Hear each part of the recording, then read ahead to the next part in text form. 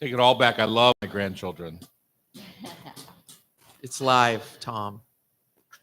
I know. I just said. Just kidding. Welcome to the Hot Stove Society show on Cairo Radio. Yay, we're back at it. Woo-hoo. It is winter time now out there in the big world, isn't it? So we expect some snow this weekend, although typical of Seattle forecast, it is changing by the minute. Mm-hmm. It's just now it's looking just cold this weekend. So Cliff Mass predicted that probably no snow. Probably no snow. Well, he was probably right, but we don't know yet, do we? We don't know. We have a live audience with us. Thank you, ladies, for joining us this morning. We're not sure where our others are, but they'll be here at some point. A couple more. Either in spirit or in real life. It's early. My name is Tom Douglas, and I am the chef host of this show. And I'm Bridget Charters. And Bridget, push your mic up just a little bit because I'm struggling. Okay. Yeah. There we go. Got it? Perfect. And you are? I'm Bridget Charters. I am one of the chefs here at the Hot Stove. Opened this joint 10 years ago. Almost 10 years. Almost I know 10. You're getting old. We're here on the second floor of the Hotel Andra in downtown Seattle, 4th and Virginia. And we have, you're right, we've been almost 10 years, and you're kind of taking over the spot for Chef Terry. You and Loretta have been switching over. Which has been tons of fun. Every other week. Yeah. What's funny, Loretta brings a real, she's an attorney by trade, and so she brings a real different kind of thought process to cooking. She's also a mother of 3 under 3. Right. And then there's you and I who are professional chefs who kind of think about it from a different perspective, right? So, right. But she's grown up in a restaurant. She literally, her bed was under my desk in the office when she was born. I mean, no way. Literally, yes. So she just stayed at the restaurant. Yeah, I had a wine box. We put a blanket in it, and she laid in the wine box under the desk. Hopefully you vacuumed under there, Tom, or does she have dust allergies? Well, we only vacuumed when she was under there. To put her to sleep. Exactly. We typically tape on Thursday mornings here at the Hot Stove. Franz is in the back making breakfast right now with Cameron and Courtney, and everyone is waiting. And I never say with bated breath because it sounds horrible to me. Can you imagine? Have you ever gone fishing and put bait on a line? Yes. Yeah, and then think about that as your breath. I just don't know where that. Maybe there's another. I've ever heard it. We could have Becky. You haven't heard that before? Bated No, breath? I've never heard that. Yeah, it's gross. Becky, I wouldn't you'll have to look that up. Yeah, I wouldn't do it if I were you. You can watch us on YouTube at go to Tom Douglas and Co. and then pick our channel up on YouTube and subscribe, which doesn't cost anything, right? No. But it does help us if you subscribe because then we get to go on. Like I think if we have over 100 subscribers, you get. We're well over that. Yeah. So they get a little alert on their phone, and I don't know what they get. So I'm just happy they get us, Bridget. Upcoming classes here at the Hot Stove. We do lots of corporate gigs here, but we also have public classes and upcoming classes that are posted. Pho broth.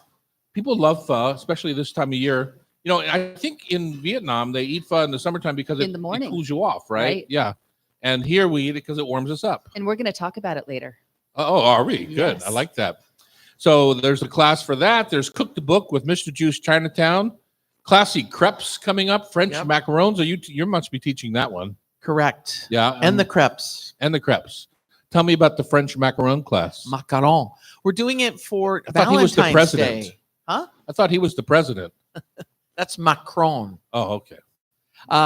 We are doing red and white and pink macarons, the classic recipe, but then we're doing some different fillings. Chocolate ganache, a wonderful raspberry filling, a buttercream. And so folks are going to build them. We're going to have decorative boxes. They're going to go home and with gifts for their loved one. I had a bad experience with chocolate ganache this week. I bought for my nieces and nephews a box from La Tienda, which is a Spanish grocery, and I sent a box of different, hams and chorizos and this and that. But I kind of threw in at the last minute their churros, and it came with a can of old style chocolate, grated chocolate to make into chocolate ganache, and so, but. Here, I wait away. I finally opened them up, the churros. I made my ganache with cream and the chocolate. thick, luscious ganache.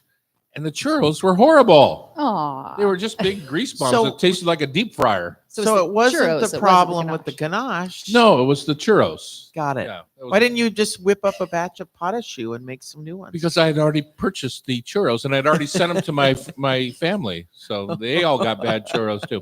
Today we're going to explore queso. I'm a new fan of queso. Oh, I'm excited to hear about it. Yeah, I'm looking forward to that. Meal kits from our brick and mortar friends over at Kitchen and Market, your neighborhood corner store. We answer a few of our listener culinary quandaries, simple to spectacular, where we get to celebrate our pal, Chef Thierry. Each week we pick out a recipe from his book, Rovers, and talk about a little bit about the recipe and how crazy detailed they are. it's true. Even the simplest recipes are like 3 pages. Well, the writer has to put words on the paper, and it looks dumb if Yes, there's they only do. 2 Well, sentences. today, and we're going to have a dance party to accompaniment. Oh, very nice. Today is going to be stuffed cabbage with green lentils, pearl onions, and Cabernet sauce. Going to dive into winter soups. And of course, we're going to finish the show with our Rub with Love, Food for Thought, Tasty Trivia Challenge. Love that. Love that. You know, Bridget, you and I hosted the Rainier Beach High School group here a couple of days back. And my taste of the week is the concept behind the noodle dish that we served. That was great. I noticed that. Well, it's just the concept behind how simple it is. It was like a clean out the refrigerator pasta salad, essentially, but they're Chinese lo mein noodles made right here in our own Chinatown. And then I just made a soy sauce dressing for it. You see it all the time in dim sum places, soy sauce noodles or Right. Chinese restaurant menus. And so just simple as that. I found shiitakes in the fridge. I found pickled ginger worked in there, toasted garlic on the shelf. Just put it all You together. had Firefly's kraut that you Yeah, the threw carrot in. kraut, that, Yeah. like kimchi. I Right? watched it. Very simple, It like was- kimchi. Yeah, I was like, oh, I guess you don't need a recipe. It was Anyway, awesome, though. Did it you was taste just delicious? a fun noodle salad. Yeah. Yeah. One of the kids said it was a little bit salty, chef. I said they're called soy sauce noodle, dude. They were All right. nice kids, though. They I were must nice say. kids. It was super fun. Yeah. And Claire is a saint. Claire Claire- is a saint. She was scared. I won't swear. She was super scared about how it was going to go. And I think she put the fear of God into those kids because they were silent. Well, They were not your typical high school. it was student. lovely. All this bad stuff you said about the Ingram kids, it was not true. Oh, no. Not true. Okay, you have less than a minute for your taste of the week. I didn't leave you much time. Oh, no problem. So my taste of the week, it actually happened last night, and I noticed, New York Times, they always have fun recipes, and I read a great article about the test kitchen and what they do now. They've got this, because of COVID, this huge test kitchen. Anyway, the recipe that they put out a week ago was a lemongrass stew with squash and chickpeas, coconut milk, Uh-huh. and it just aromatics. Well, I added chicken because Spencer and my husband were there. So it was lemongrass, shallots, garlic, ginger minced. You toast that, sear the chicken before, squash in, chickpeas in, coconut milk in, simmer, done. Make rice. Just Yum. don't simmer so long that you're squashed. Exactly. The Disintegrates. squash held. It was so easy and so good. Sounds fabulous. Thanks for the invite, huh? Becky, did you get an invite? I did not. I did It not was either. so a la minute, though. It was like a last minute because Spencer was like, Okay, I thought we're we were gonna- having tacos. We're going to jump into queso when we come back. Okay. Do you know how to make queso? I do. Okay, good, because I want your recipe. On Cairo Radio, it's the Hot Stove Society Show, 97.3 FM.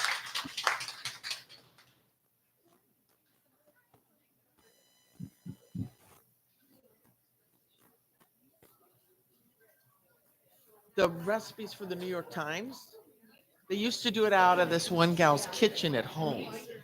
And the photographer would shoot by and take photos. Uh-huh. So for however many years they've been doing recipes, that's what they did. They didn't have a professional kitchen. And now, Well, in some ways, I think that's good because Because then you're- you get real recipes off of but they're producing. 13 or 12,000 BTU burners, and Right. Yeah. Right. Yeah. So now I can't remember how many recipes they started producing during COVID, but they have this whole section now that's helping subscriptions because of because of the cooking. Yeah, I know. I get it every day. Okay, Sean, you ready? Okay. Okay, here we go. And we're back. It's time for queso right here on the Hot Stove Society Kitchen show. Queso. Queso. I will admit, I don't feel like, Chef Thierry wouldn't even eat a McDonald's, right? He was a food snob when it came to trashy food. Good for him. The best thing I ever got him to eat was my coconut prawns.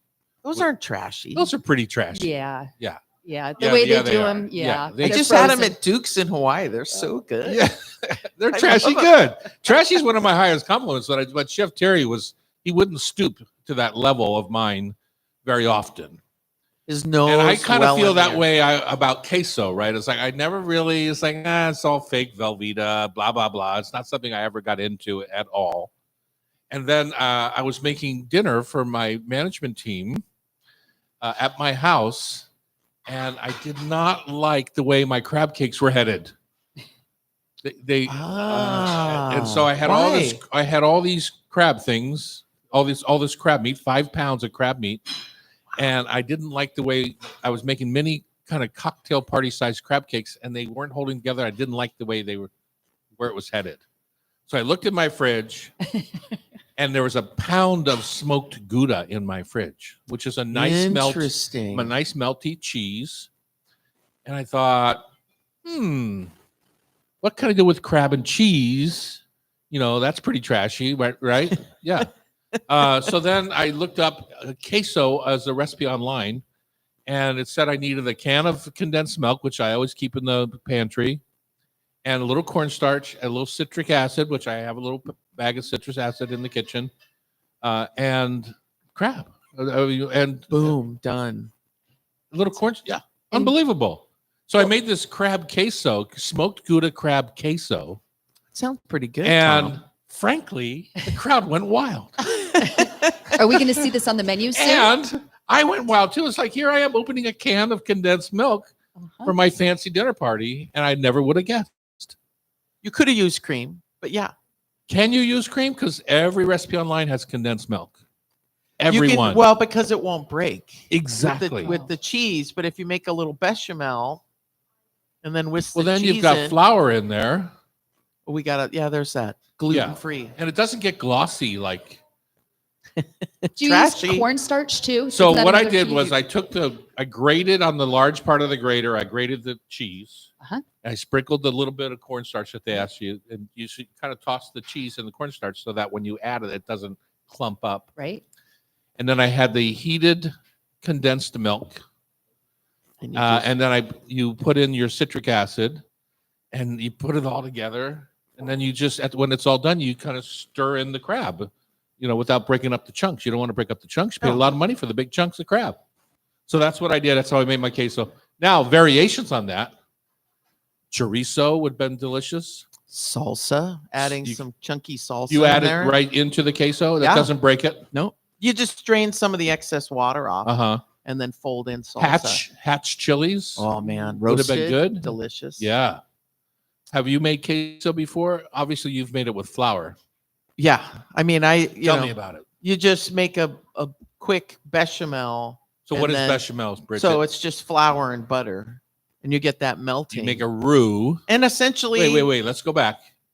You make a roux, flour and butter, and then you add a little bit of milk and get it going, get that roux going, and then you can just, instead of finishing... You're killing me here. You're the instructor.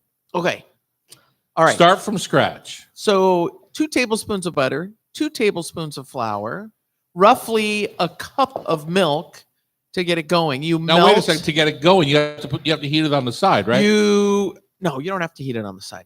You just get the butter and flour melting. It's in the pot. Let it melt and toast a little bit so you get some nice smell. That's what we need. I was you add trying a to little get at, salt Bridget. and pepper. And then what you do is you gradually add the milk, and it's going to bind up. It can be cold. It's no big deal. It's going to bind up. It needs to come back up to hot. and add more milk and just do that cup. And then what you can do is add cream. Start adding about a half cup of cream.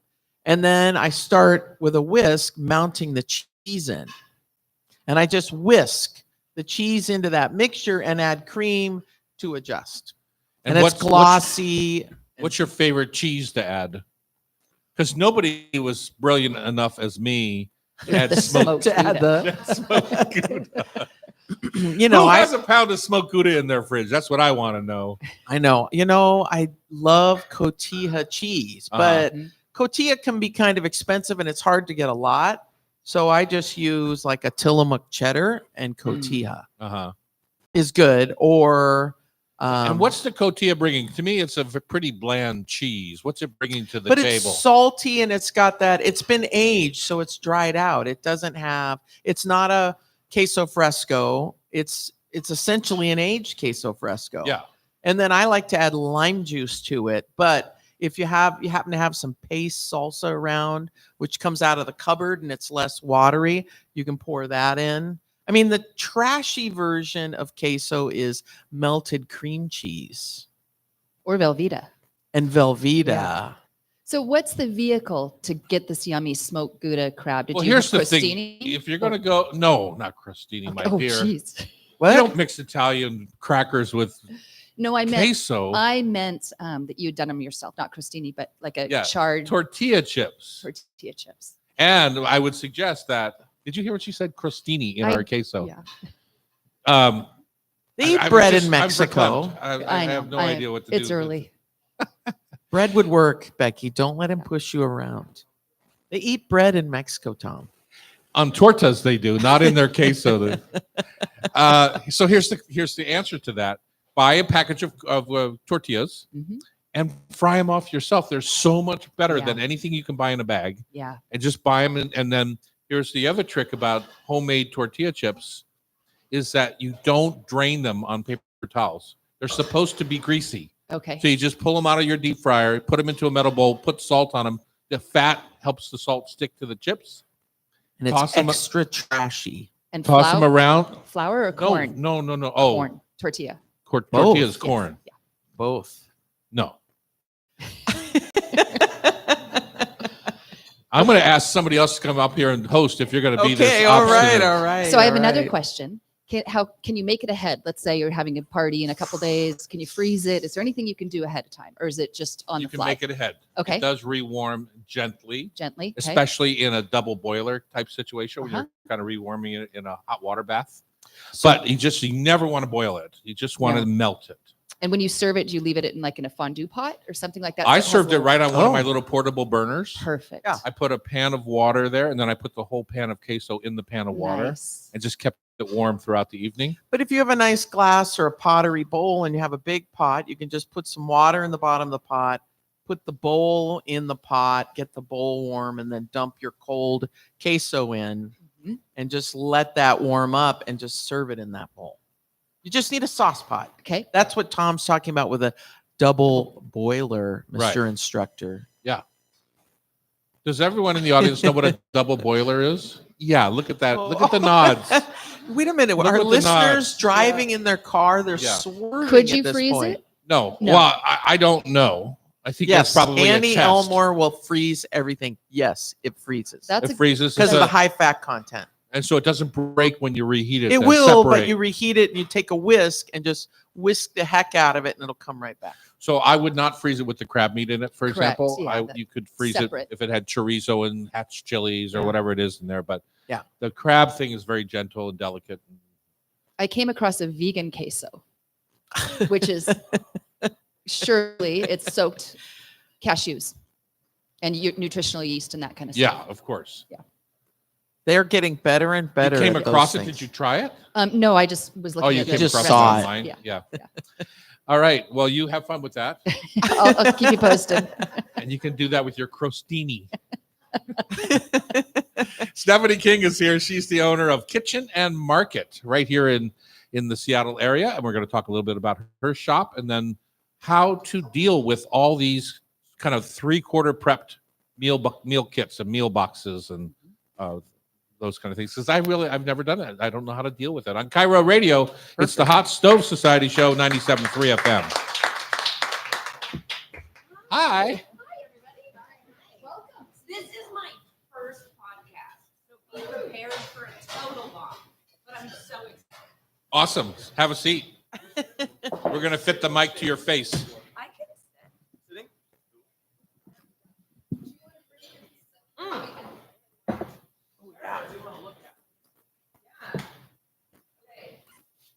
I didn't know you were going to want to talk about meal kits, but I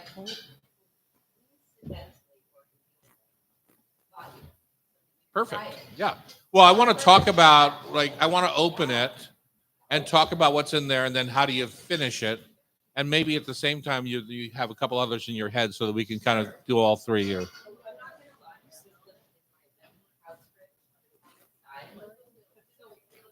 You don't need to lie. It's perfectly fine. like the champagne.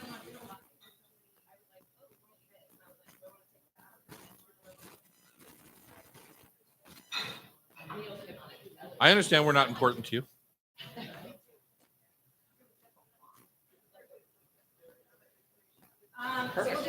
If you still have things left over from Christmas in your fridge, we've got issues. Just champagne. Oh, okay. Just champagne and sparkling water.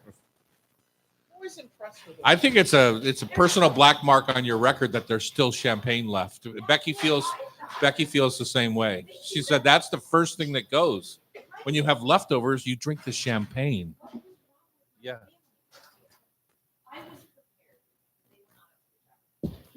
I'm smelling sulfur. Does anyone have? I don't know if we want to put this stuff out. I honestly brought you guys. That was really exciting. Yeah, let's spread them out. Let's go. So these are just, I literally just randomly went grocery shopping and picked up a bunch of stuff and then grabbed them in.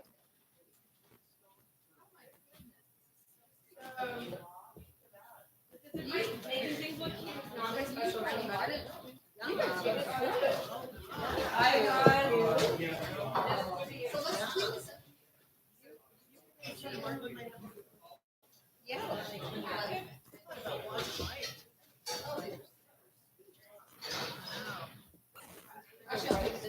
Pass them all out.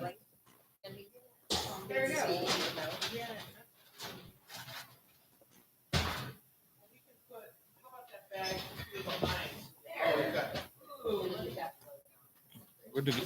Meal kits are on the second segment.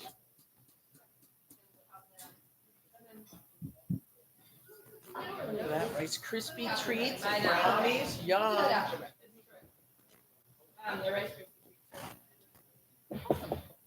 Yummy. John, will you check her mic for her, please? Hello. That was supposed to not be on, sorry. No, that was good. No, you need to get right up tight to it. Yep. I Really? don't want to hear this. Okay. I want to hear this. Oh my God, that's He really wanted frightening. that. Yeah. Oh, wow. Okay. I'm also really short. So if we could just like be realistic about my, thank you. You look tall on camera. Behind a table. It's tricky. Okay. I want to be right here. And then I'm going to pretend that it doesn't sound weird. Like what I'm hearing is weird. Don't worry about it. Don't worry about that part. Don't worry about it. Only talk to the mic. Okay. Don't talk to anybody else but the mic. Okay. Even if somebody else asks you a question. That is tricky. That's the tricky part, That is tricky. but it's a great tip. Okay. All right, we're back here in the Hot Stove Kitchen on Cairo Radio. Tom Douglas and Bridget Charters. Yeah. Hi, Tom. How are you doing, Bridget? I'm doing good. It's early. I've noticed. I did go to bed early. You know why we're so early this morning taping is that I have to go to the Big Island today. Somebody has to do it, and I have to do it. So sad, Tom. Yeah, so sad. We're shedding tears over that. I know. I'll be back Monday. I'm on the red eye Monday, if that makes you feel better. Ooh, that's rough. I did that. We've invited Stephanie King in to the kitchen. How did you find Stephanie? Well, a couple friends were super excited when you opened up in Medina, and so I got on the email list, and I've been following them, and I've been to your Pike Place store and the Medina one, and it's just lovely, super fun. A friend was just there, but said she just had a great salad. She hates to cook, and she hates to cook. So You need better friends. I cook for her. Okay, Yeah. good. Oh, It's fun. So Stephanie King is here. She is the owner of Kitchen and Market. And tell us a little bit about you, your background, and how you got this little corner grocery started. Yeah. Well, first of all, thanks for having me here. This is my first podcast. I'm super excited. Let's see. I'm the biggest grocery nerd you're ever going to meet. Really? I've worked in the grocery industry for my entire career. I built private label programs for national retailers like Whole Foods, the 365 brand. I'm just a grocery girl. And I also happen to raise 3 kids, work full time, and think that I would say getting dinner on the table at the end of the day was like my compromise for being able to feel good about having a career and also doing my kid thing. And at some point, I just decided, what if I made a grocery store that I wanted to shop at and that fundamentally answered the real reason that I go to the grocery store every day, which was what's for dinner. Right. And that's an exhausting thing to think about. Opening the store or what's for dinner? Oh, you know what? I would like to change both. I didn't realize opening the store was going to be more exhausting than figuring out what's for dinner, but good point. That is so true. Flip side, my grocery store taught my husband how to grocery shop and cook. So that's actually been one of my favorite parts. Bonus. Right? Bonus. I mean, it's like the man can say, I want pork chops for dinner and feel completely confident to walk into our store, pick out like a vegetable, a starch, and pork chops. And I come home and he's made dinner and he feels like a complete champion. That's awesome. That's cool. Well, let's jump backwards for a minute. So you said you developed private label brands. I think probably the most famous one in my mind is Trader Joe's. The whole store is kind of stocked with private labels. As a matter of fact, it seems like there's barely a thing that's not labeled Trader Joe's. Is that your ultimate goal, or are you fond of that kind of when you built private labels? Tell me about how the process works. I am a huge fan of Trader Joe's. And if I ever was able for Kitchen and Market to emulate Trader Joe's, I would be. Who wouldn't? Who wouldn't? They're exceptional. It's very well known in the grocery industry that Trader Joe's and Costco have the highest customer satisfaction rating of any grocer, shall we say. And I think 2 parts, I think, is that they have kind of curated their selection to exactly what their customers want. So there's this almost like we've taken the choice out for you and done the heavy lifting and thinking. When you walk into Trader Joe's, they're telling you, this is the mustard we have. Right. Trust us. Right. And I think that is something that Costco and Trader Joe's have both done phenomenally. And if I can follow in their footsteps, I will consider that's the ultimate compliment, truthfully. I like to joke that Kitchen and Market is if Trader Joe's and Dean and DeLuca made a Blue Apron baby. Right. Perfect. Right. Because we do have the meal kits and we're really looking for dinner solutions, which is a little bit, I would say, our unique take on grocery. I'm, again, just because of my background and my life, I think of grocery stores as where I go to get dinner. And so I really gear that for the store. But building a private label program is amazing and it's super fun. I got to travel around the world, eat all the foods. And we focused, I would say, we produce a lot of products here in the United States, but we also have amazing opportunities to import delicious foods also. And so I got to go all sorts of places and have a really great time. I've tried a lot of pasta sauces in my life, is what I will say. All in the jarred variety, but still, it was fun. I actually really loved my job. Yeah. I was going to ask that because, Trader Joe's, my daughter's a Trader Joe's nuts. I'm not so much. But, she's always coming home with some oddball thing. And I think that's what Trader Joe's does well is that they have, next thing you know, you have pastrami humbao or, cheeseburger humbao or, they're willing to jump into other categories and excites their fan base. Absolutely. Right. I think that is that's their magic. They've figured out how to boldly launch a product that would die on anyone else's shelf. And instead they leap off of Trader Joe's shelves into their customers' baskets. And they tell a good story and they make it fun to shop and it makes you feel like you're it's a little bit of an adventure and people like that. Well, I like the fact that you're learning from that because to me, a small market like yours, that's a challenge because you have to move product. You not able to take the losses on the short-term losses maybe that some of those big companies can take. And so you have to really curate ideally for your clients.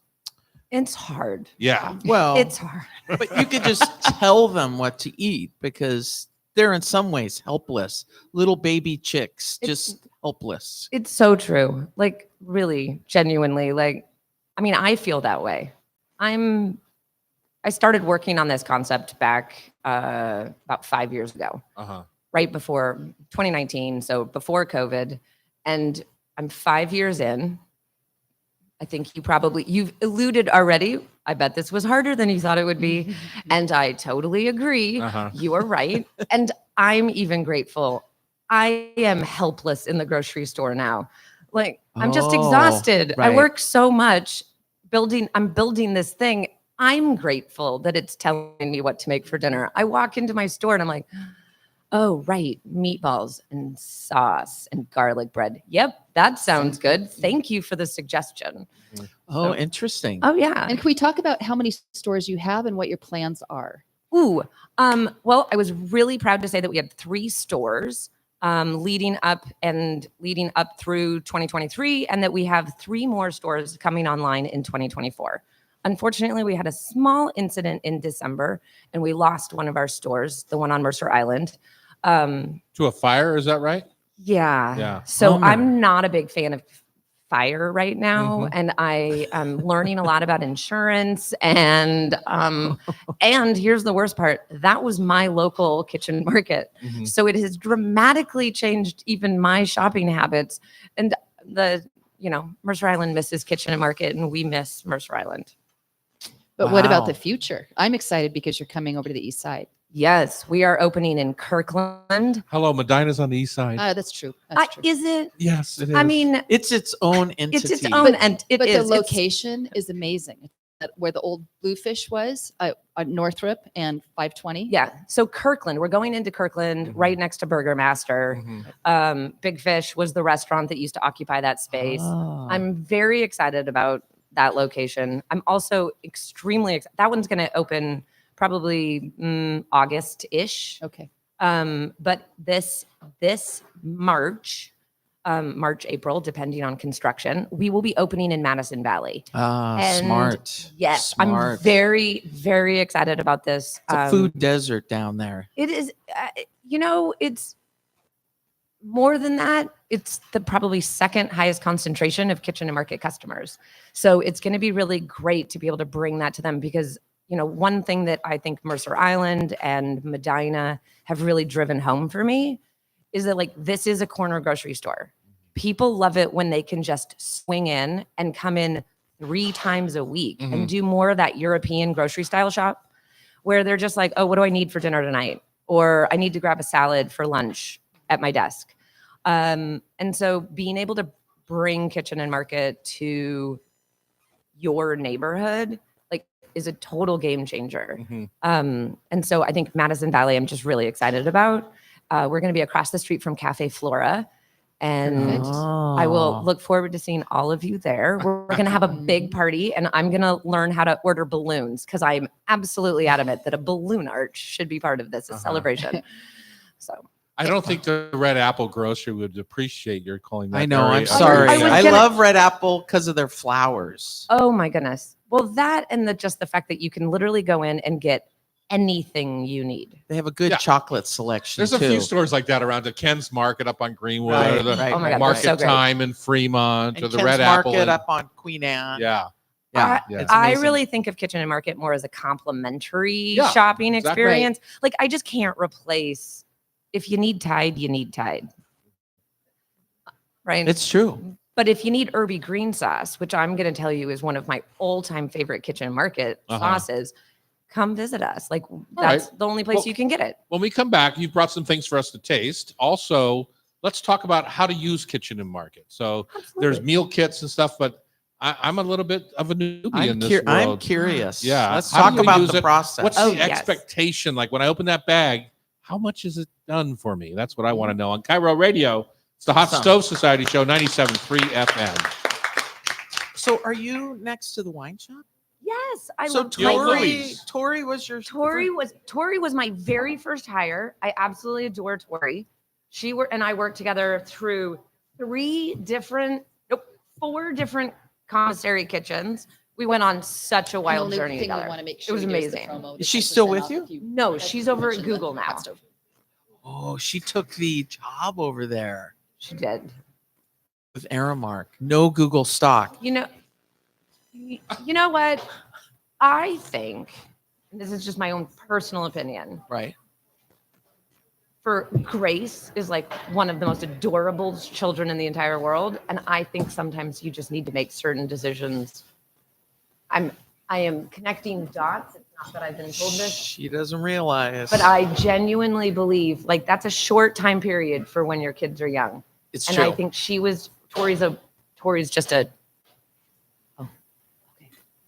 hard, she just works a lot. And I think this balance better. So Tom, have you, One of our questions is wondering when the Responding to March, questions. it's probably mid-March, April. Oh, great. And you, Sean, so for- Tom, you've never tried a meal kit? No. So part of the only reason, Okay, I just want to make sure the good stuff's going on the radio. so what does that mean? It just means that if We're you're gonna going to tell me start- something fun and interesting, I want you to Oh. say it on the radio. Oh, that totally makes sense. I Okay. get that. Thank All right. you. No, I was just curious, like, Hey. uh-oh. Oh, we're going to do are we going to do an unboxing? Yes. Oh my God, this is Just fun. set it, Huh? set it right in the middle. Oh, do you want to see it too? Yeah. Yeah. Yeah. All right, we're back in the kitchen Yay. here at the Hot Stove. Come down and join us sometime. Go get a ticket on hotstovesocietyradio.com. And you too can join us for a how's your breakfast?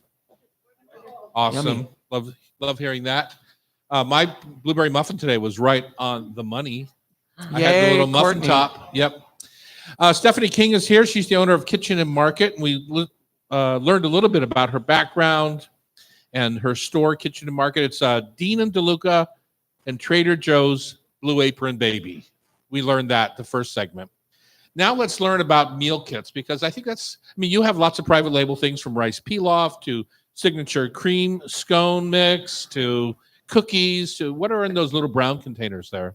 Ooh, overnight oats. They're Overnight like oats. grab and go So breakfast. There's lots of things that you can get under the Kitchen and Market Oh. label. I know you also sell other products, like more grocery oriented. Yeah. But the one I'm curious about, because I've never done it yet, is the meal kit. And you said in your little description that this is a Blue Apron Baby that you've created. So tell me about these meal kits and what can I expect when I open one up? There's one here right next to me. Bridget, should I open it? Yes, please. Okay. I'm curious. So, sorry. So, my experience with meal kits, I tested them out when I was working and needing to get dinner on the table with the kids. And it was just sorely disappointing. Like, it just never qualified as like an actual meal. You'd get the tacos, but I'm like, but where's everything else? Where's my queso to go with my tacos? I want the whole thing. And so when we started during COVID, we were delivering and we just kind of wanted to test out our grocery concept. And out of that came these kind of elevated meal kits. And we would deliver them twice a week around the city. And now we carry them in our store because people really loved them. Like, it kind of just, I'm going to be honest, grew out of itself in a certain way for showing up in the grocery store. And we offer, in terms of what you can expect, I would say each one of our meal kits is a little bit different. This one, no cooking skills required besides browning the pork and then adding the ginger scallion sauce. You heat up the rice, make the lettuce wraps. This is a Bosom lettuce wrap, kind of a riff on Bosom that. lettuce wraps, Yeah. SAAM. Yes. So it's got pork carnitas, ginger scallion sauce, jasmine rice. That must be in here. Yes. Yep. So is that just reheat and serve? Yep. 3 minutes in the microwave, and you have rice. Gochujang aioli. So that's the spicy Korean sauce mixed with mayonnaise. Kimchi, which is this little container here. Chili crisp, my favorite ingredient. Mhm. We just did it at the when we were teaching the kids from Rainier Beach about the 3 different chili crisp on the market. Oh, Well, fun. there's a million, but we had them taste 3 different ones to see what they like best. Baby iceberg. So this is what you kind of take apart and make your leaves to Yep. wrap your carnitas in. Yep. And scallions. All washed and ready to go. So if Everything's- I were to, and so what does you're this gonna- cost? So this is $55. It serves 4 people. Uh-huh. And Looks generous for 4. so I will say this is one of my, I would say, riffs on your typical meal kit. Uh-huh. They're always like, it says serves 4 or serves 2, and then it's not quite enough. Uh-huh. And so one of the things that was really important to me was, if I'm going to make dinner, or I'm going to tell you I'm helping you make dinner, I want to make sure you're not hungry afterwards. And who doesn't love leftovers? Yeah. Yeah. So- Well, I would say the hard part is you buy this meal kit and you get home and all of a sudden it's not enough for dinner, and it's like, what do you do? You're not going to start from scratch to make more. I couldn't agree more. Yeah. I mean, I tested out a meal kit once from a grocery store, and it said it served 2, and my daughter looked over my shoulder and was like, "So what are you eating for dinner?" I'm like, and I don't want that to happen for people. What I will say about our meal kits, this one is a super easy, just kind of heat and serve and have like oh my God, you're going to cook it. This is so amazing. First of all, I am like such a fan, by the way. I feel a little bit like, oh my God. And I'm very randomly having lunch at Lola today, and I could not be more excited. Like, someone invited me to a work lunch, and I was like, very excited. So I'm looking forward to watching. I'm feeling a little intimidated that you're cooking my meal kit right now. I'm not going to lie. Like, the fanness is like coming over me. But our meal kits are really geared for almost every level of cook. I want people, regardless of how confident you are in the kitchen, to feel like you can make dinner. Right. And a lot of home cooks are really good cooks, and they like cooking. But sometimes you don't have time, and sometimes the shortcuts are really appreciated. Mhm. So our meal kits really, I would say, range from something like this, or like our butter chicken kit, which is essentially just takeout, Mhm. heat and serve the butter chicken and the rice, all the way to, we have one of our all-time favorite, most popular meal kits is Grandpa Jack's chili. You can guess what my grandpa's name is. And we literally make chili. You have ground beef, you have seasonings, you need to cut the peppers. You Uh-huh. are making this chili. We tell you to cook it on the stovetop for 2 hours, simmer away. And it is still, like, even though we're making everyone do the work, still one of our most popular meal kits, most requested. See, that's what I was concerned about a meal kit, was like, if I have to do all the work anyway, why wouldn't I just buy the stuff? And that's when I saw the carnitas. I thought, well, yeah, this makes sense. Carnitas take a long time, and it makes sense the way this kit is set up, that you just have to brown the carnitas and you're essentially done. Yes. But going back to if I'm going to buy a meal kit, I don't want to have to cook for 2 hours. And I was curious about that. Yeah. Well, what we've found is people like both. Yeah. And as you know, when the customer speaks, you listen resoundingly. And they love cooking. Our Thanksgiving turkey kit, I would say we got a customer response once, and they just said, "Oh my God, it was amazing. You did everything I didn't want to, and I got to do all the stuff I did. I felt like I had a sous chef in the kitchen."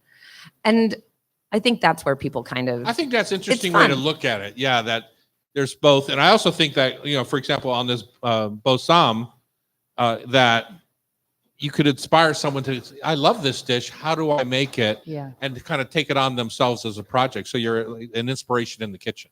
So I used to make for big parties the Momofuku Bosam lettuce wraps. That's absolutely where this idea came from. Right. And then one day I was making using our carnitas to make tacos.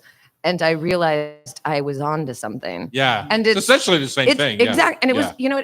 that's one of the things that's really been fun about Kitchen and Market is shopping our store to make meal kits and figure out what other ways you can use things and kind of get them. It's just kind of an adventure. Yeah. And it's yummy. I love food. I love eating. And so you brought baked goods with you too. And do you have a favorite? What's your top? Those brownies look pretty good. The brownies are ridiculous. Uh-huh. But I will say that the Rice Krispie treat is my all-time favorite. Really? Yes. And my team has a term, and I'm just going to give you guys like a hot tip. We call it dashboarding. If you put the Rice Krispie treat on the dashboard of your car in the sun and you come back, it like goos. Oh. And we've nicknamed it dashboarding. And I hope to God there's not some young term that I've just like so offended I someone. hope your plastic wrap But doesn't have a hole in it. I'm what I probably hope. like just said something so offensive, but I promise it's very innocent and it's about a Rice Krispie Yum. treat and it's so good. So brown butter I was going to say my daughter That's- only does brown butter rice. brown butter And- is so good. and Malden sea salt. Yum. Perfect. So we call that crack. We don't Yes. call it Rice Krispie treats. We call it. We're going to make some crack. Very accurate. Hmm. So Speaking of inappropriate, Exactly. Exactly. oh, okay. I'm sorry. Woof. But I mean, we're a grocery store. We're a corner market, and we want, most of our recipes genuinely come from my kitchen. The scones, those are the scones I would make for my kids. And Stephanie, we want to thank you. Oh. We are offering our audience, our listeners, 10% off your shopping trip if you mention the Hot Stove Society podcast. Yes. how about Thank that? you for that. Yes, please come visit us. Come Remember, check there's us out. that same promotion, 15% up at Cheeky and Dry, right? Yep. If you And mentioned World the hot stove. and World Spice. And World Spice. And too, how so long will this last? Great question. Forever. Forever. Is it If someone comes into Sweet. my store and says Hot Stove Society, beautiful? consider them Consider it done. done. All right. You're listening to us on Cairo. Up next, Awesome. we're going to do a dance party, and then we're going to kick off simple to spectacular. let's do that again. Perfect. We're going to start with the dance Sean, party. can you fix that? Make a note and fix that for us. Do you wanna- Up next, We're going to start with the dance party to open up simple to spectacular. in a little ode to Chef Terry on Cairo Oh, it's Radio. the best. It's the Hot Stove Society Show, 97.3 FM. See, time just flies. Sorry. No, you did great. It was so You did fun. awesome. That was so fun. Oh, thank you. And I'm like blueberry muffins. So we did the hot stove. We did a Hot Stove Society cooking class. I have to plan my husband's Christmas party every year. I shouldn't say have to. I get to plan my husband's Christmas party every year. And we did one here. And I have to just say, if anybody ever gets an opportunity to do it, it is so fun. We did the dumplings. It was before COVID. Oh. Yes. We don't know anything before COVID. It wasn't COVID. COVID, that one thing that happened. Yeah. But I just have to say, I just loved it. It's fun to be back in the space. So thank Yeah, you. it's That's nice, isn't beautiful. it? That's I awesome. love Thank So you. when folks come into the store, do you have meal kits they can just buy? Yeah. No. But I mean, like your husband says, I want pork chops. You can do so. Can you just essen- mix and match? Yes. Or you can buy. I think of the meal kits as a bag of groceries that we put together for you. And with they're a just recipe. in the fridge. They're in the fridge. You can grab them. One of my favorite scenes at the store is seeing someone standing in front of our meal kit doors with their phone and they're FaceTiming someone. Oh, Which one that's do you great. want? That's awesome. Oh. I love that. That always makes me It's happy. great. Yeah, because my friends are getting a meal kit and it comes from somewhere in the Midwest. And I was like, why are you doing that? Yeah. And like, Why aren't you supporting local? it drives me crazy. So do you guys deliver? We do twice a week. It's not the core of our business, but Are you going to try and It- expand that or no? as we so what we do, You guys want we to be have the an next interesting- mod We have an pizza. interesting business strategy where I hope not. Please don't say that. I know, but Don't jinx no, me. I know, but I mean, they just did such a good job expanding. Oh, that's true. I don't think I want to expand that much. Right.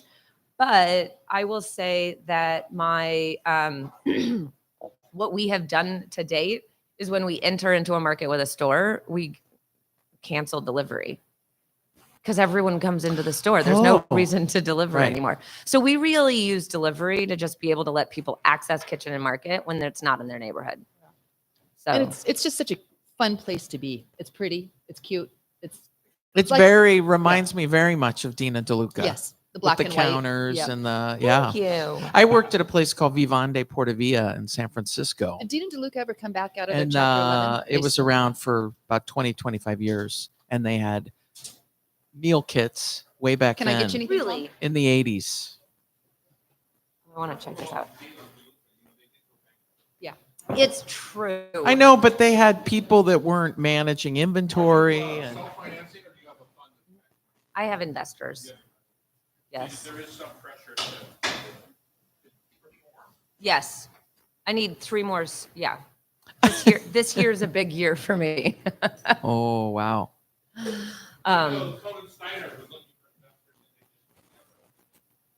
Who? Conan Steiner. Danny Cohn. She's Oh. great. Yeah. I think she is awesome. She does such a good job. Oh, Should be boiling in its own. well, So is the It should look prem? a little bit more like me. I love that. Are you thinking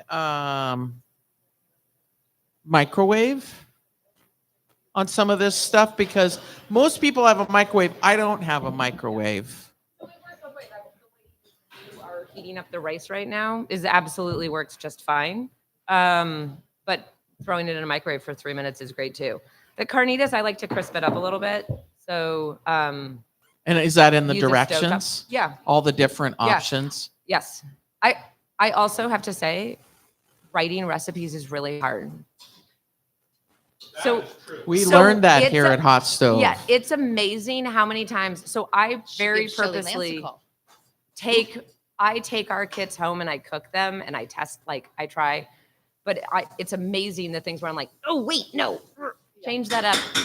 So it's all been a fun adventure, and we're also really young, right? We're just like a baby little company still Right, trying to Right. figure out what we're doing, and so that also is part of the hard/fun part.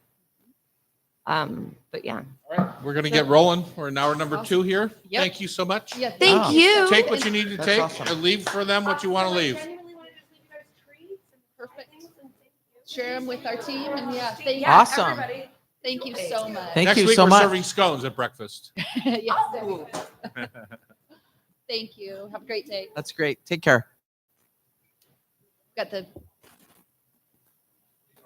no, but people might be ready to get up and dance. Yeah. Are we- So we have a little tradition that we have here at the Hot Stove now that Chef Thierry has passed. We have a little dance party for him because he loved to sing, dance, and whistle. And so at his big group that I spoke at, they wanted me to do a moment of silence, but I refused. And I said, if we're going to do anything, we're going to have a dance party. So we all got up and danced. 1,000 of us got up and danced from the stage there. And we do the same now to go into his segment. We have a weekly segment with him. So Nice. please, if you wouldn't mind standing by your chair. Watch me dance, dance the night away. And we take this right into the second hour of the show. Watch me dance, dance the night away. I'll still keep the party running. I wouldn't get out of bed. And we're back here in the Hot Stove Kitchen having a dance party in honor of Chef Thierry. He was a dancing fool, that man. Sweet. So if you're watching us on YouTube, you can see the book that we're cooking from, which is the Rover's cookbook. And each week we pick a recipe out of the Rover's cookbook and kind of go through it. And I especially like it when Bridget's here because she knows all the French terms. Yes. She's more classically trained. And if you remember, Thierry was from the age of Very. 14. Not only did his parents cook a lot and make everything at the farm, but he was an apprentice, a young apprentice throughout France. And then he brought that expertise here to Seattle and was here for quite a long time, 30 some years, I believe he lived in It's Seattle. amazing. Yeah. So anyway, so we have a little dance party to welcome him into his rightful place here at the Hot Stove Society Radio Show. Perfect. Becky, what do we have this week out of the book? We're doing, it's one of his winter vegetarian dishes, stuffed cabbage with green lentils, pearl onions, and Cabernet sauce. So delicious. Sounds great.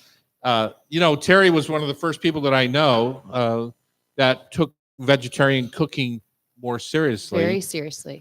When you went to many restaurants, you saw pasta primavera on the Right. menu, and that was a vegetarian dish.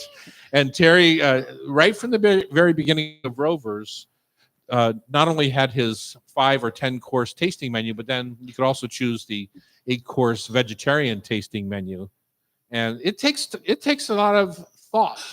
A lot of effort to elevate the flavors 'Cause when when you you don't thi- have meat. Well, yeah, and you just don't think necessarily. I mean, I know a lot of vegetarians think this way all the time, but I'm not a vegetarian, so I never really think. I start to think about what the protein is, then I build a meal around it. Yeah. And he was, because he coursed 5 or 6 or 7 or 8 different courses. He would then, each dish itself was quite the spectacular little presentation. So one of my favorite things, if you've listened to the show, was stuffed cabbage rolls. I'm surprised, honestly, that he never piped up about this particular dish. And the 'Cause way I don't he- remember him The talking about it. technique, me neither. Yeah. His technique.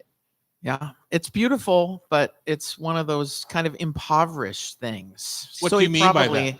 Well, cabbage is it's like the poor man's vegetable, see. and it's Mhm. something that, like carrots, will last in your larder forever. Mhm. They hold. You just have to pull off the moldy leaves and dinner. And so it's like not super attractive, alluring. And that's how did he Fancy. elevate this with his Correct. green lentils? So let's talk about that. So he made his lentils first, and this is a classic way to cook lentils. He cooked them in a water bath with a bouquet garni was his Correct. big thing, right? So you just cook them until they're tender. Well, and it's essentially. interesting. In the first part of the recipe, it says cut a piece of cheesecloth and put the lovage sprigs, thyme sprigs, shallots, and garlic in the center.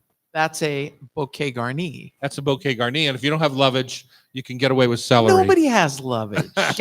Nobody has lovage, Yeah. but he didn't say celery leaves. He said lovage. It's a beautiful plant in the garden here in the Northwest. Right, and it's pretty hardy too. Yeah. It'll last all the way through All the through first, this freeze. will it last through the freeze? Yeah. I was going to say first frost, but okay. So we've got our lentils made. Yep. They're setting aside, and they're cooling off, and now we're going to braise or poach the cabbage leaves so that they're pliable enough to make into a cabbage roll.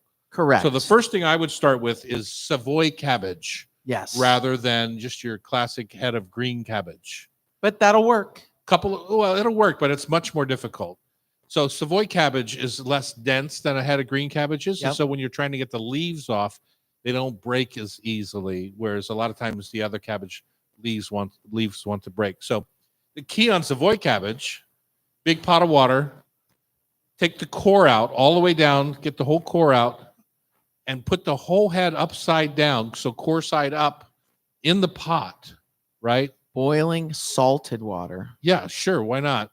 And the leaves will start to fall off. You don't even have to peel them. They'll take a pair of tongs, just kind of wiggle them off, and they'll start to fall off in your pot of water. And you Right. want to cook them long enough that they're tender. Yep. Just so that you can handle them and they peel off of that head nicely. Right. So now you've got your cabbage leaf. You're going to take out as much of the spine as you need to take out that's still tough. And then you have this on the counter, right? But This is brilliant. It's tricky, Tom, because you've got this molten head of hot cabbage leaves. So you need to use a couple of scoopers to get it I out use of my there. spider. Yeah. Yeah, your big spider. Get it out carefully, drain it, and get it into ice water to cool it down so you can handle a big bath of ice Yeah. water in a bowl. I never do that because I don't believe in that ice Yeah, water. but we have wash. asbestos hands. No. Tom. I just take them out with my spider and I put them on a cookie sheet that has a towel on it. Ah, okay. And I just let them drain on the towel and they cool off. But the more you wash the vegetable, in my opinion, the more You lose the flavor. nutrients you lose, yeah. the flavor you lose, blah blah blah. That's So a I really just- good tip. So just pull it out quicker than you would if you're going to put it in ice bath. And let it cool. Well, just, Yeah. you don't even. Yeah, it's hard to overcook Okay. because you're now. I mean, once you get these made, at least Mhm. my cabbage rolls, they're going to go in the oven for an hour Right. to cook. So they can Anyway, take a lot. so yeah, Okay. they can Okay. take a lot. Okay, so now we've got our cabbage leaves done. We've got our lentils done. We're going to put Right. the cabbage leaf Lay them down out. on the counter, Yep. and the curl side should be up. You're going to notice on the spine side, it's going to want to curl up. So to put that side up, and then we put our lentils in there. We wrap it up, make a little pouch, Bundle. a little bundle. Phew. Okay, that part's done. Now we have to make pearl onions. Again, into salted boiling water. Drop the onions. Pull them out after 30 seconds, and they're going to be easier to peel. You just peel. Now we're them. going to make our Cabernet sauce, right? And we're going to reduce the Cabernet, make a little beurre rouge, or just Yeah. no butter. It's just always butter. And then he likes He uses creme fraiche, but you could use in the butter. lentils. in the Cabernet sauce to okay. finish So it. So instead rather of- than a little cream and butter, he just uses creme fraiche to I'm finish it. shocked. No butter in this A nugget. recipe. A nugget of No butter. nugget. He couldn't help saying it without putting on. My favorite thing, one of my favorite things about Terry was he always put on an extravagant French accent on top of his own French Yes. accent. And then raise his voice to sound like Julia Child. Yeah, Julia. Yes, exactly. That was his favorite. So now we've got the cabbage roll. We're going to put a little bit of lentils on the plate. We're going to put the braised cabbage roll on top of the lentils. We're going to sprinkle around the braised pearl onions that have been cooked in the Cabernet sauce. Then we're going to pour the Cabernet sauce around the outside of the lentils. And now we're going to garnish with a little bit of blanched minced carrot. And then if I know Terry, he had a little dot of yellow pepper puree or something of the nature to kind of finish that off. Does that sound right? That sounds right. And with a little drizzle of olive oil at the end. A little That's drizzle of and it's olive oil. vegetarian, but you could add ground meat. But think about that. It's vegetarian, but there's so much going on. Yeah. right. Yeah. And And he listen can to you. charge $300 for it. Listen to you. And you can add ground meat. That's the idea. I know. Meatless Monday. That's right. Exactly. So he would not charge $300 for his I vegetarian know. menus. They were $75 for 7 courses. That's $10 a course. Think Yeah. about that course for $10. Right? I mean, Yeah, that's the amazing. time The alone time. that it takes just to do what he just did Mhm. was worth $10. It's all about multiplication, doing a lot of them. Yeah. Which was What's always the- the struggle at Rover's because a lot of people were intimidated by that menu. And so it was sometimes a struggle for him to find folks to come there. Well, and the French are such masters at doing a million different things. The same cabbage dish is also served as one head of cabbage stuffed on the interior. Oh, really? Yeah. The same concept. Yeah. Instead of doing individual rolls, which are elegant and pretty for the family, you can just leave the head intact and just disassemble it, fill the center, close it back up. What would you roast fill it with? Well, you could do the A force same meat or mixture. the same You mixture? could do you could do a force meat or the same mixture, but you wrap it back up, becomes a head of cabbage, you put some cheesecloth around it, and you roast it. Well, there you go. There's our friend Chef Terry. Let's finish up with our dance music, and we will move on to our next segment, which is Savory Sheet Pan Meals. Oh. This sounds like a Becky special. We'll find out. We're going to find out. Watch me dance, dance the night away. My heart could be burning, but you won't see Thanks, it Sean. on my face. Watch me dance, dance the night away. All right, you ready for some both on lettuce wraps?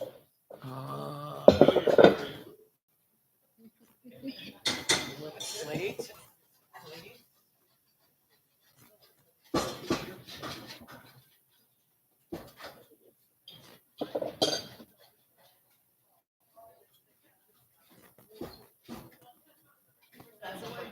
So when I make carnitas, my favorite part is when you. Oh yeah. So it's hard. Out left that, it's hard to get that. All right. Have four little. Have some plate. Yeah, you got it. Over here.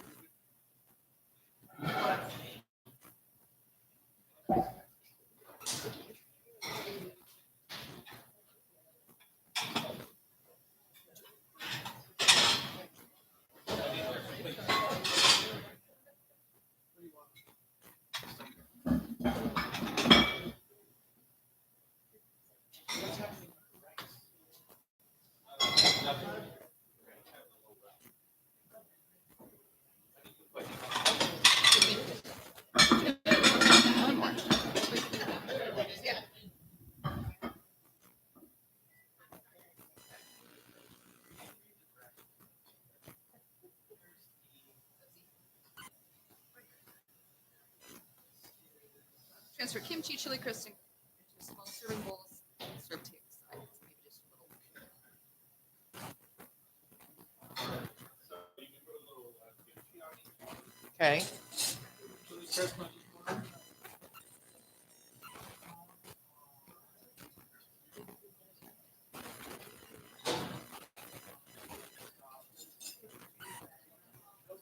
Here are the tongs. Here.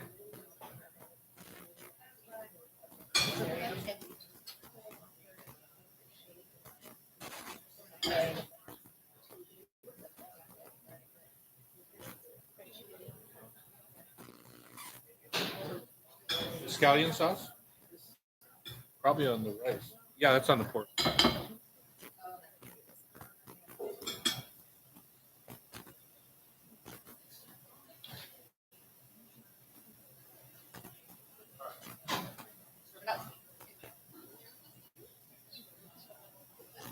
need some ice. Can I have 3 more plates, please? Right there.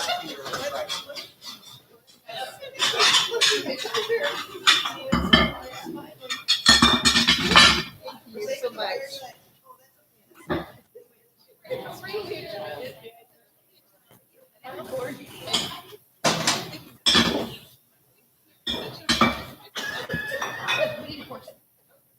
I can't find the dated. Okay, we got the later.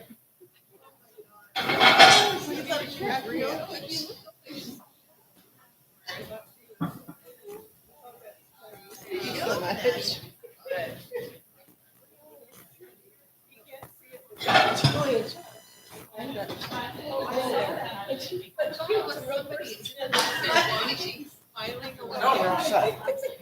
Oh my God, that's funny.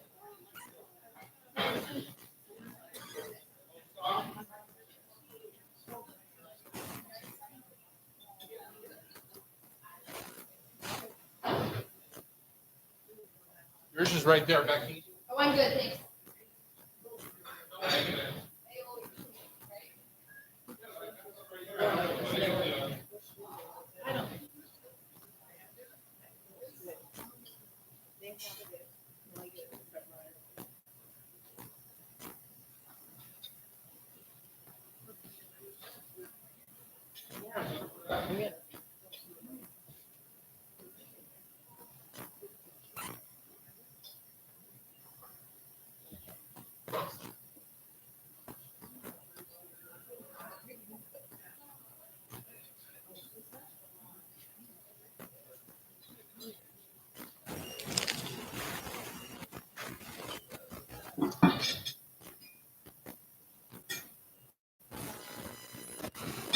That's spicy chili crisp on the side there.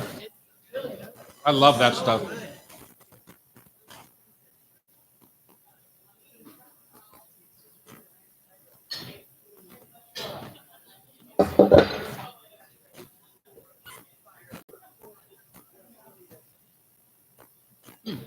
I love the crisp.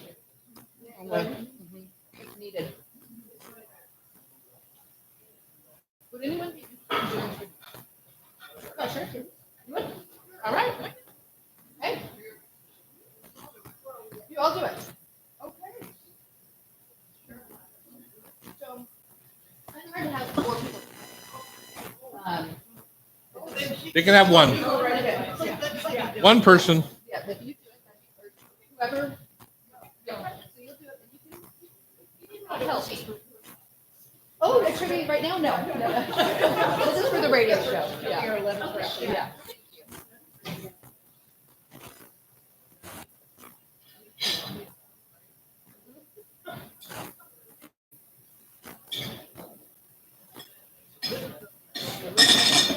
That crisp is essential on the carnita.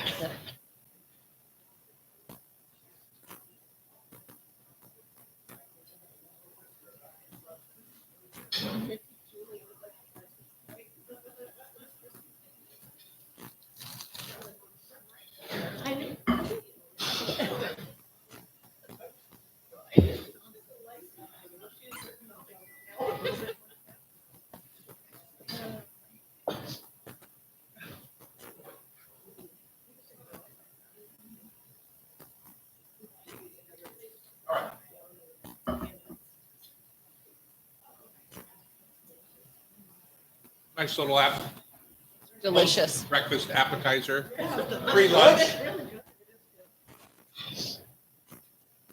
Pre-lunch deliciousness. Did you have breakfast already at Lola this morning?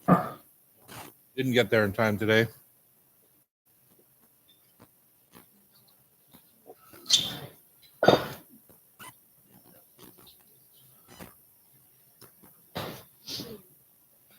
Okay, let me get.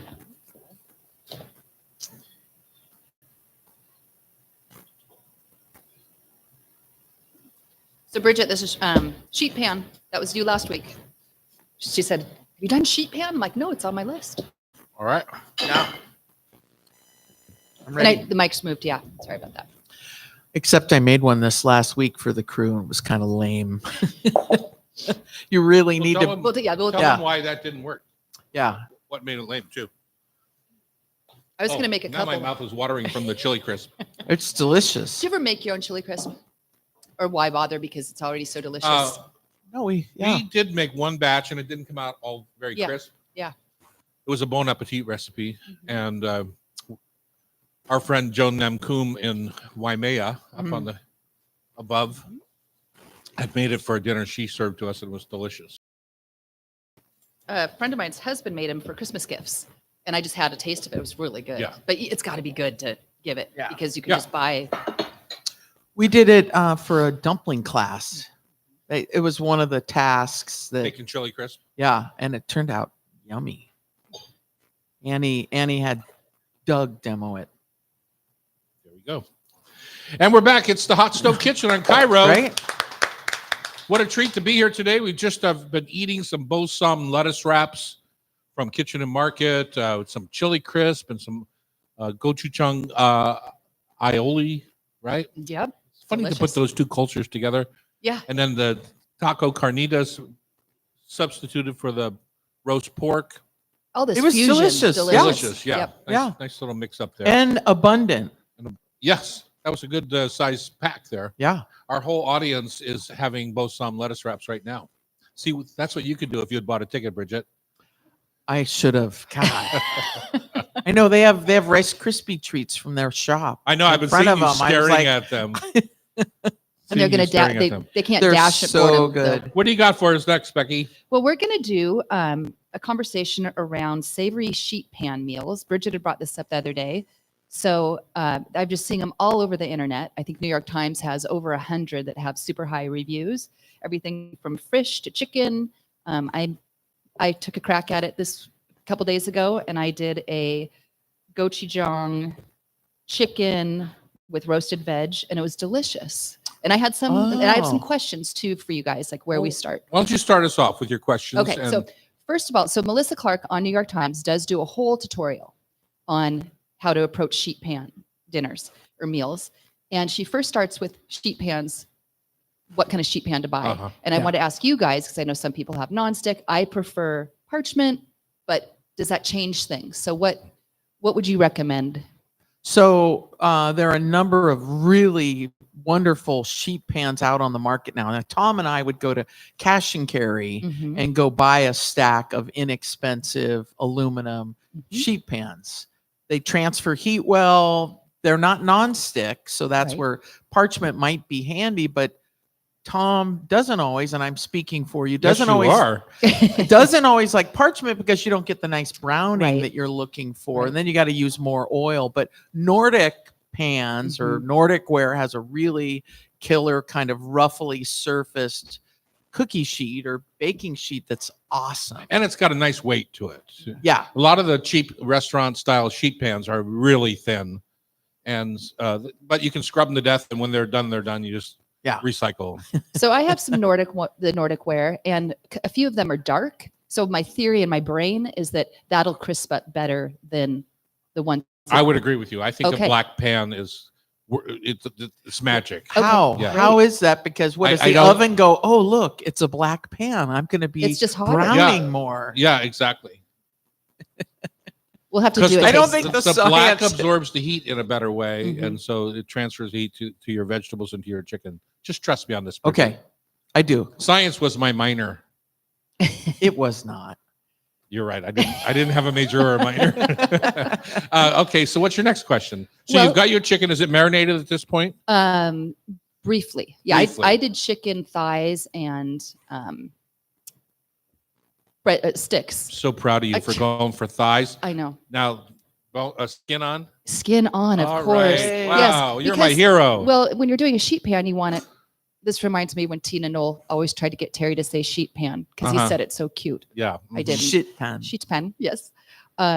It's I think I baked it at 425 convection. So it was between 425 and 450. And then the skin got really crispy Mhm. and the squash got cooked at the same time. Because that's where I think you can go wrong on these is if you have the wrong protein needs longer or the vegetables get too mushy. yeah. You but- just have to be careful of that Yeah. mix. Yeah. Mhm. So this one in itself turned out really well. But I wanted to see what you guys, I doubt, do you do sheet pan meals? Me? Uh-huh. No, but Jackie does quite a bit, and I Mhm. have to do the dishes, Yes. and she doesn't use parchment paper. That is Just let something- it soak. Just let it soak. Yeah, Yeah, thanks. just let Easy it for you to soak. say. Anyway, so Bridget, you love sheet pan meals. You said you messed one up the other day, though. Yeah, I did one here, and we had some chicken breast, kind of the big tenders, because we use them for a particular dish. I said, oh, I'll just use those, and I cut them in half and just turned the oven on really high and had broccoli, and it just didn't have enough seasoning. There wasn't enough goop in there afterward. I Uh-huh. needed some of that aioli to drizzle all over the whole thing, or to add some other items that had more moisture, maybe dumping in some chickpeas at the last minute. You know, I should have used more veggie rub. I didn't.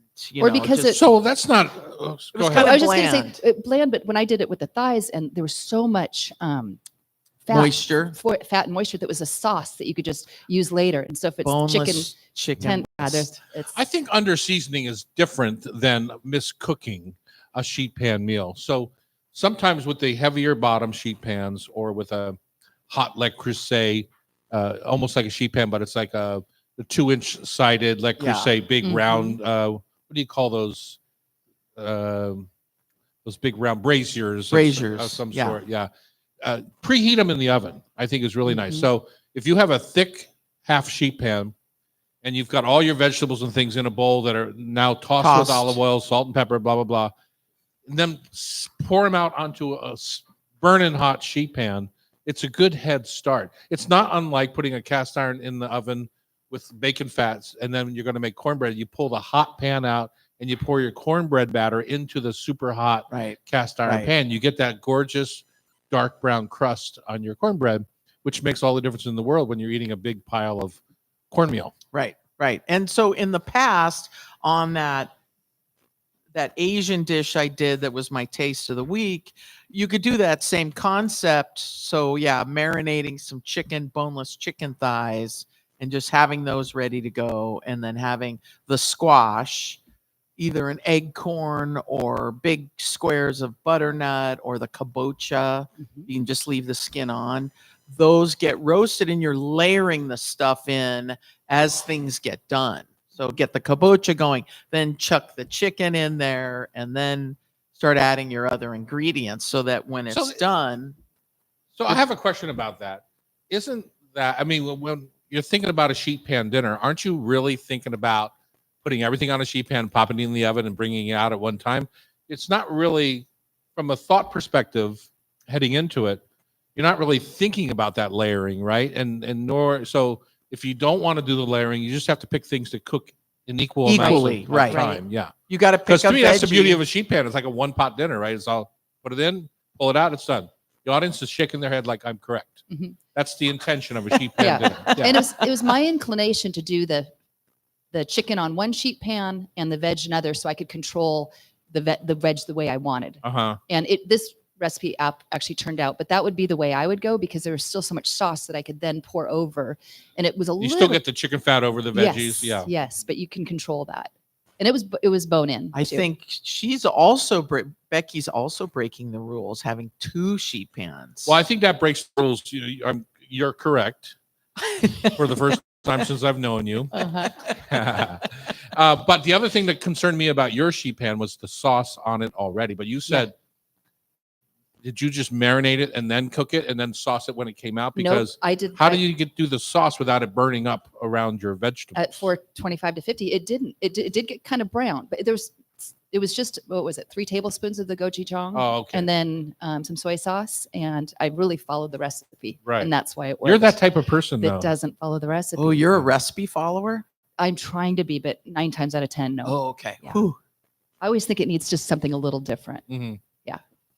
Yeah, I mean, it's tricky because, like, what vegetables do you use to make it a balanced sheet pan? Like, I'm thinking Mushroom, broccoli, onion, carrot. They all Sweet cook about potato. peppers. because in a roasted vegetable world, you're taking it past done and taking it back to dehydrating almost, right? Because when Right. it's before it's done, I mean, when it's really done, it's mush.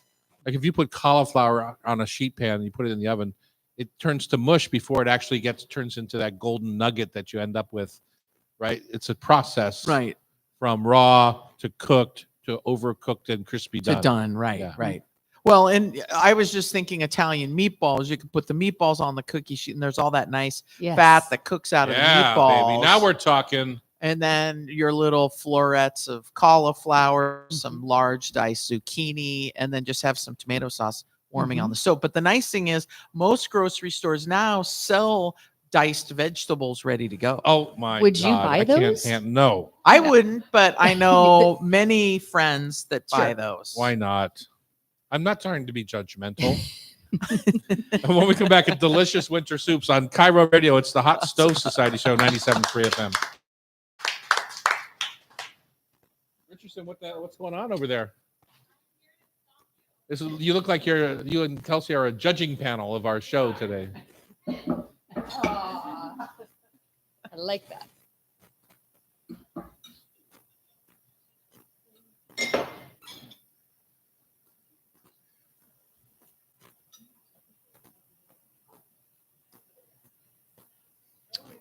Jim loves this segment. It's his favorite. The Thierry one. Oh yeah.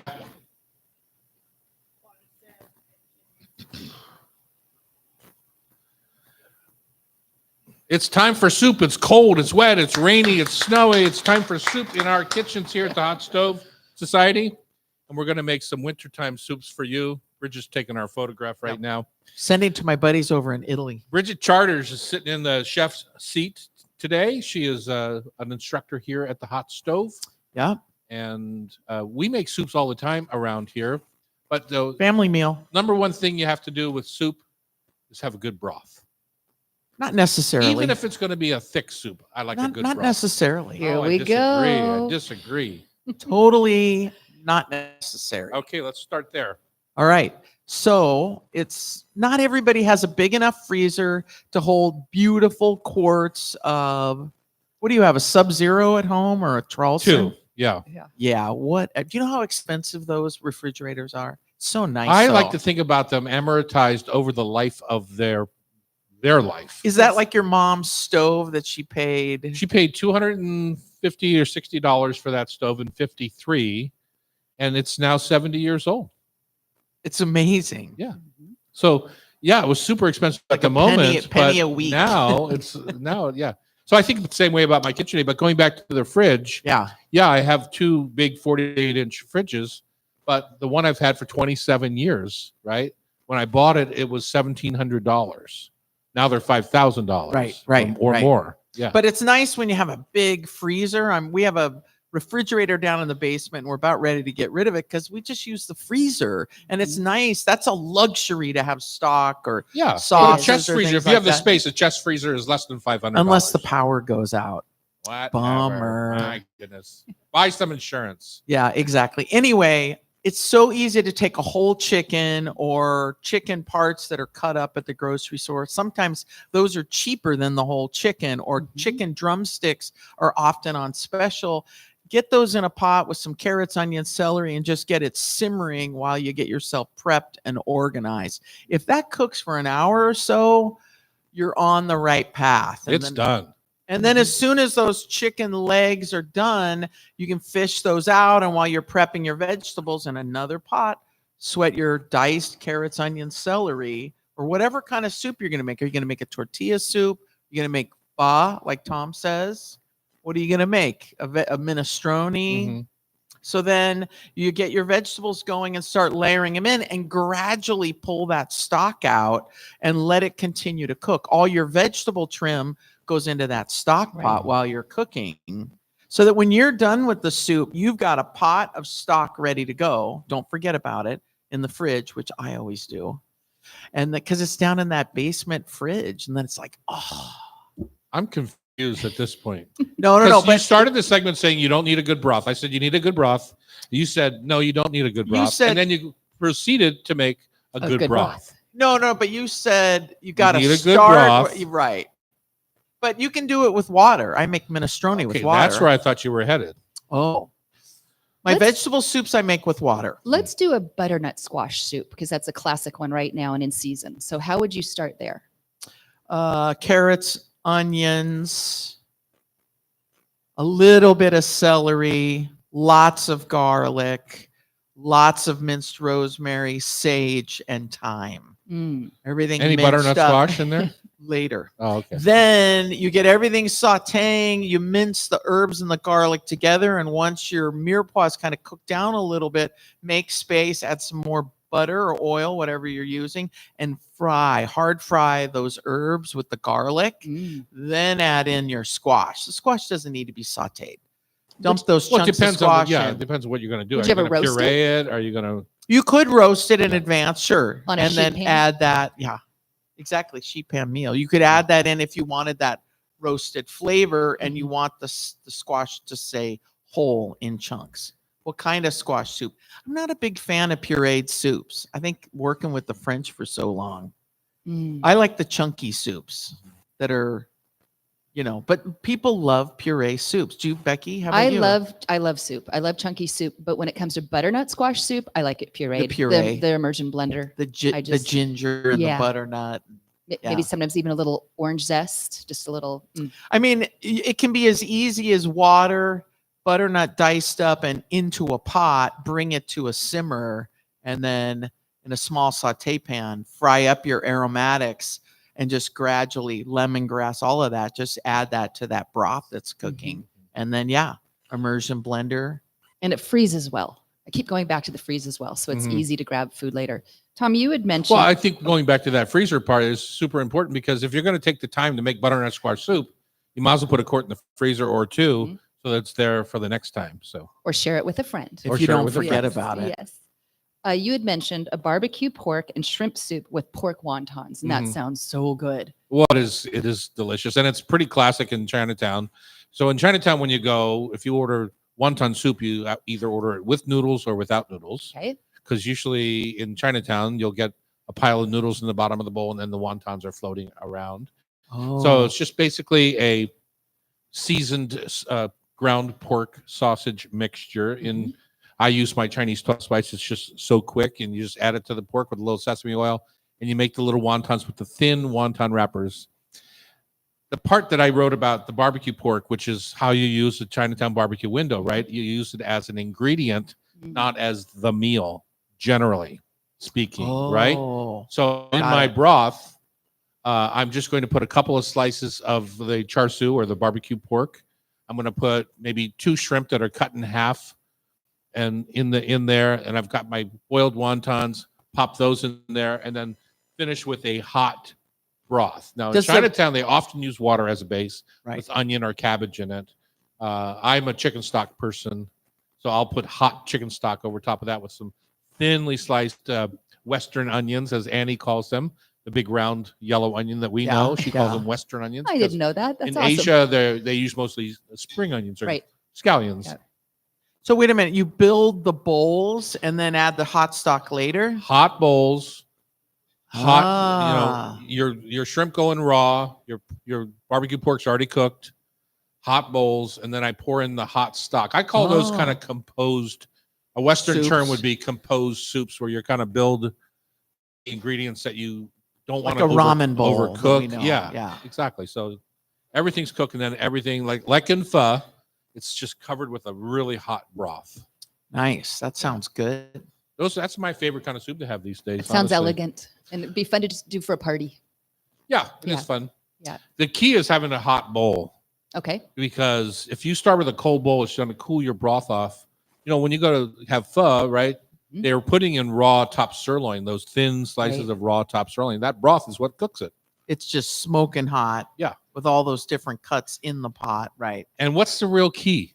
You don't skim all the fat off the top. You leave So a little good, right. schmaltz, or you leave a little Mhm. beef fat, whatever. That's part of the flavor of the soup. And we're so Afraid. We're so afraid of fat that sometimes we want to skim it all off.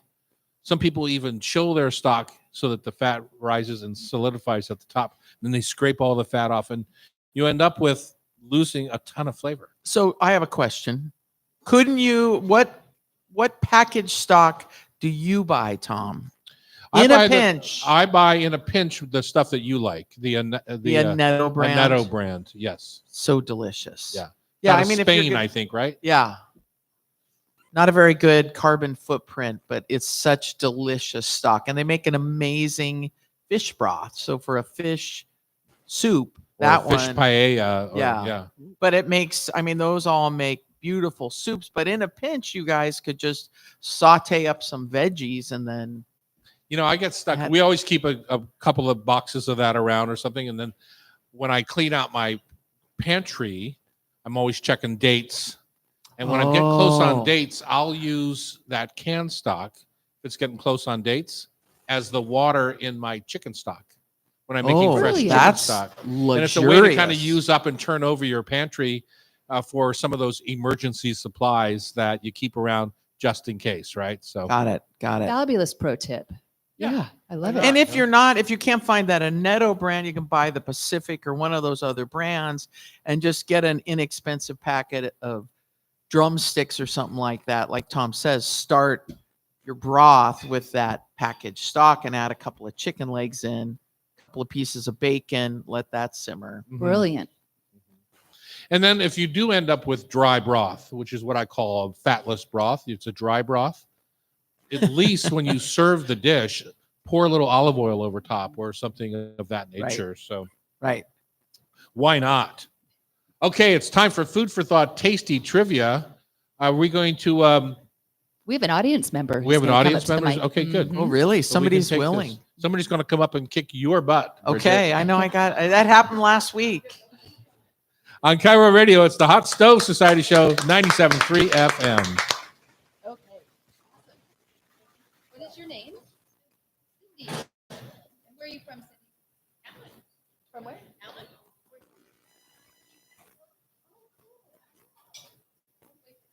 Bayfair. Belfair. Are you guys all from? Oh, nice. How was the traffic?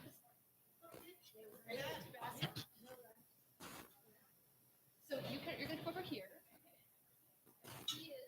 Talk really close to the mic. You've seen that. Uh-huh. And you're going to do great. And your friends want to give you a little tip. Pro tips over there. That wouldn't be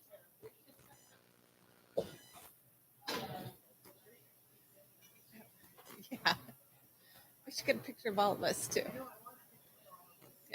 We can do that after. Who's our victim? Cindy. Cindy.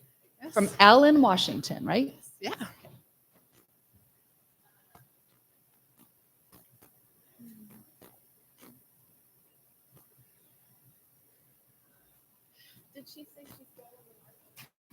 She's right at Virginia and Pike Place Market there. Okay.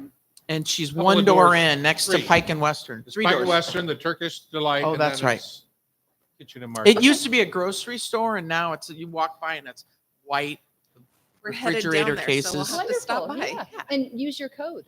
Yes. Yeah. I mean, they have all kinds of stuff to just You buy enough, you'll save the cost of the show. There we go. For sure. $250.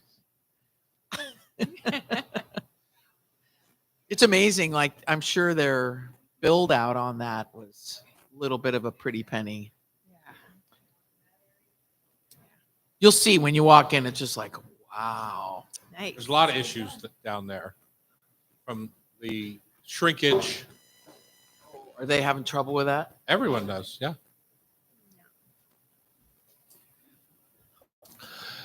Cindy, Yes. you look very confident. Well, we'll see. Why not, huh? I can bake it. Sean, Yeah. can you fix your mic for her, please? So, Cindy, listen to this and listen to this. Okay. What sounds Yeah. better? Yep. There you go. okay. Yeah. Right there. Just stay right on it. Alrighty. Perfect. We're back here in the kitchen at the Hot Stove Society show. For those cold winter nights, Rub with Love will spice up your meals to keep the family coming back for more.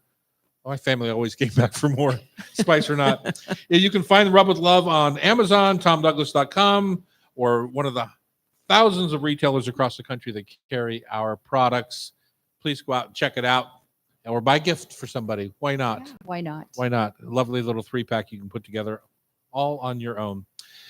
We have a game that we play here at the end of the show every week. It's one of our most popular segments.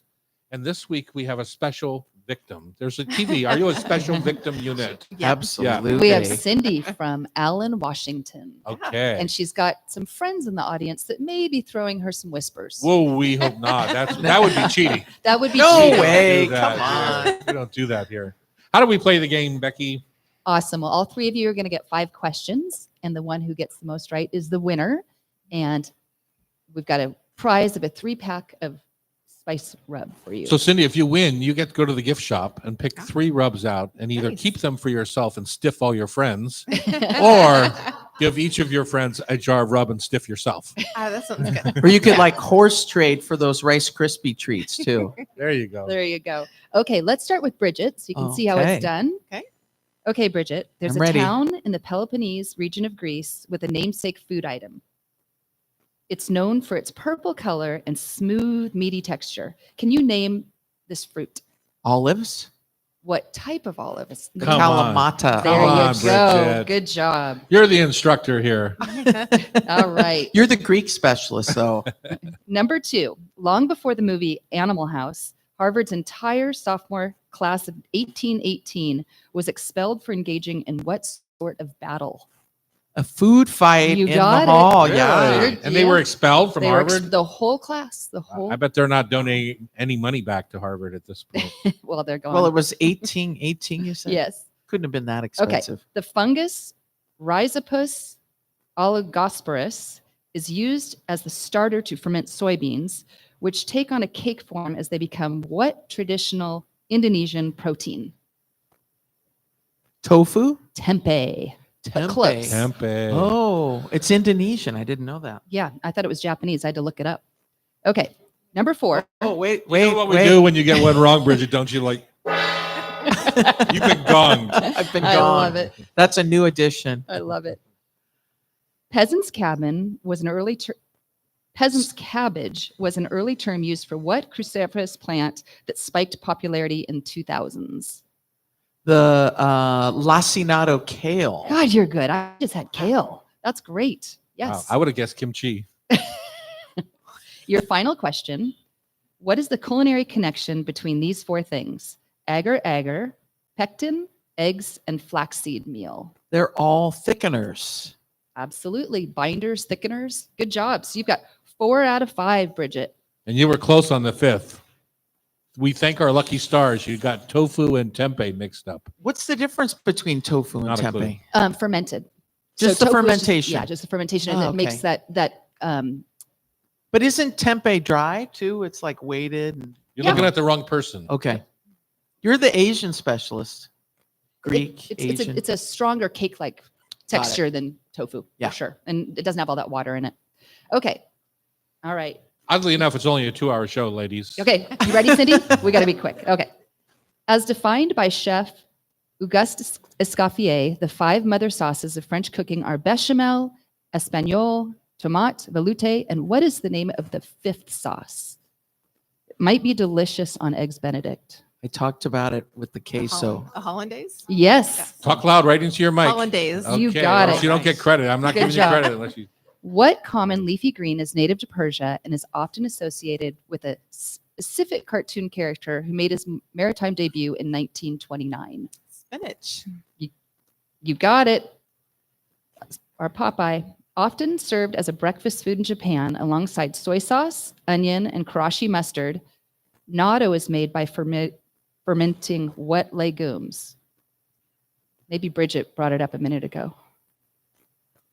I thought natto was not a legume. But what legumes what are the legumes that natto is made from? Natto. I'm not. No. Soybeans. Oh, sweet. Yes. I was thinking it was mountain potato. Natto. Natto.